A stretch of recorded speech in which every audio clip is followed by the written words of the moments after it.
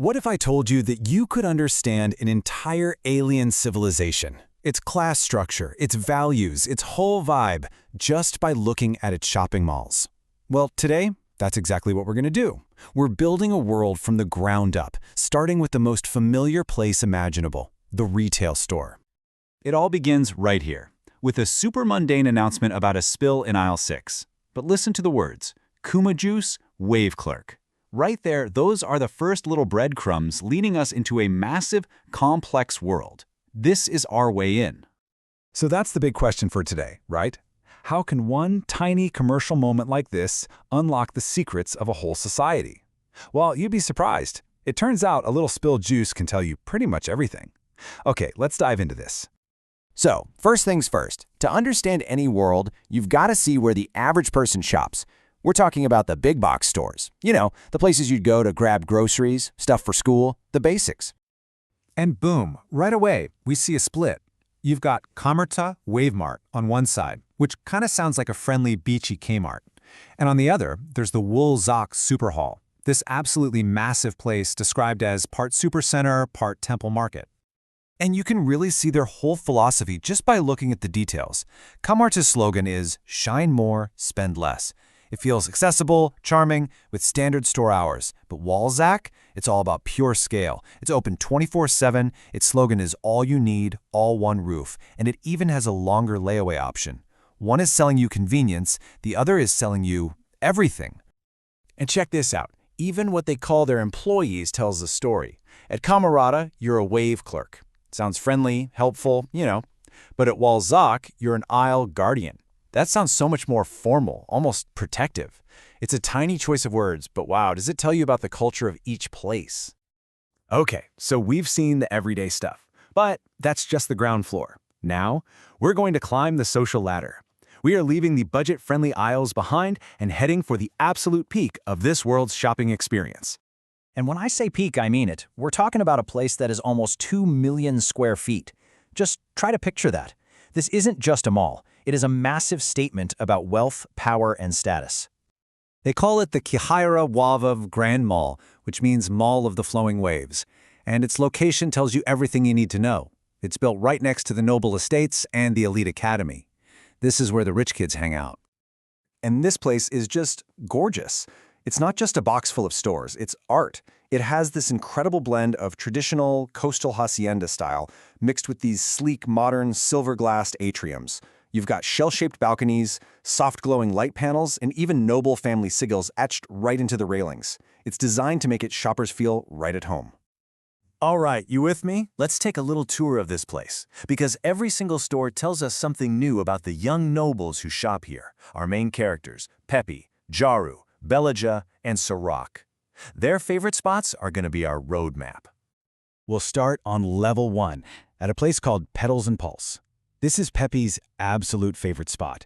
Just imagine blush pink walls, silver vines climbing everywhere, and, get this, actual flower petals gently drifting down from the ceiling. And the stuff they sell is just as dreamy. We're talking rose silk camisoles, crystal-infused perfumes, and this pulse line jewelry. These are glowing bracelets that actually sync up with your heartbeat. How cool is that? The store isn't just selling stuff, it's selling a whole romantic vibe. And this is what's so important. The reason Pepe loves this store is because it matches her personal moonflow style. It shows us that for these kids, shopping isn't just about buying things. It's about crafting an identity. It's an act of self-expression. Okay, total 180 now. Let's jump up to the 3rd floor, the teen zone, and walk into a completely different universe, Storm Runners. The vibe here is pure energy. Black walls, electric blue lightning streaks. This is a high-tech shoe store, and it's where Jaru and Sirach spend their time. This place is all about two things, performance and personalization.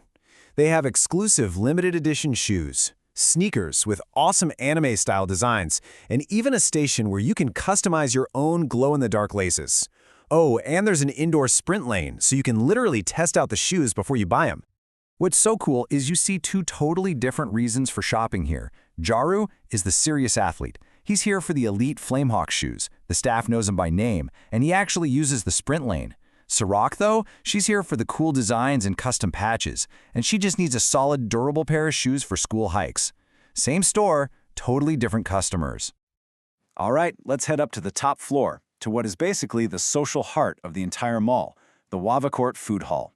It's this huge, open, circular space with these glowing domes on the ceiling. They even have student musicians performing. This is the place to see and be seen. And you can tell so much about a person by what they eat, right? Of course, Peppy, a romantic, it's a sweet strawberry milk steam cup. Jaru, the intense athlete, gets a double skewer plate from the grill.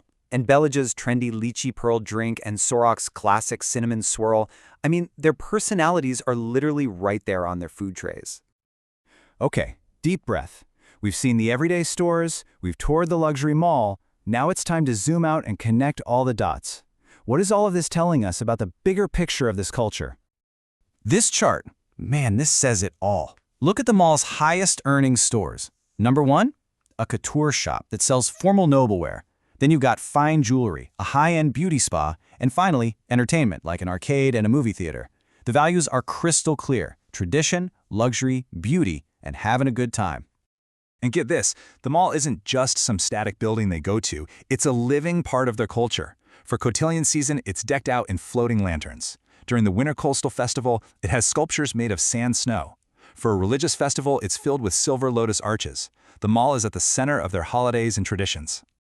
So let's go all the way back to the beginning. We started with a cleanup call for spilled Huima juice in a discount store. And from that one tiny detail, we've uncovered a whole society with a clear class divide, a deep respect for tradition, and a super vibrant youth culture that's all about romance, performance, and personalization, all from a trip to the mall. And that leaves us with one final thought. We just took apart a fictional world by looking at how its people shop. But what if we turn that same lens on our own world? What stories are being told in the aisles of our stores, in the design of our malls, in the things we decide to buy? What do our stores say about us?